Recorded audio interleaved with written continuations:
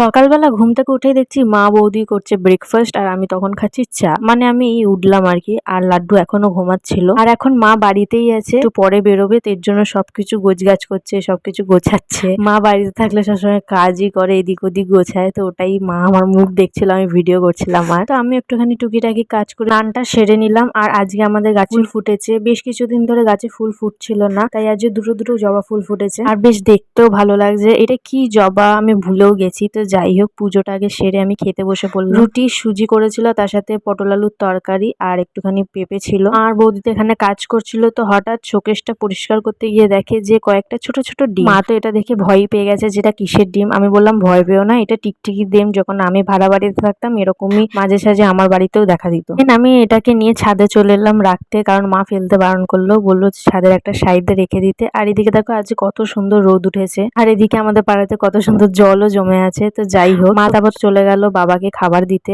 আর আমিও এখানে খেতে বসে পড়লাম। মেনুতে ছিল সর্ষে ইলিশ আর পটল আলুর তরকারি। তো আমি একাই খাচ্ছিলাম, কারণ সুমনের আসতে লেট হয়ে গেছিল। তারপর তো সন্ধ্যাবেলা আবার শুরু হলো ঝড় বৃষ্টি। ভেবেছিলাম একটুখানি জলটা কমবে, কিন্তু না, মনে হচ্ছে 1 মাস এবার জল থাকবে। আর এই এত বৃষ্টি পড়ছে, চা খাবো না সেটা কি করে হয়। আমিও চা বানিয়ে নিলাম ঝটফট করে। তো চলো, আজকের দিনটা এইভাবেই কাটলাম। টাটা।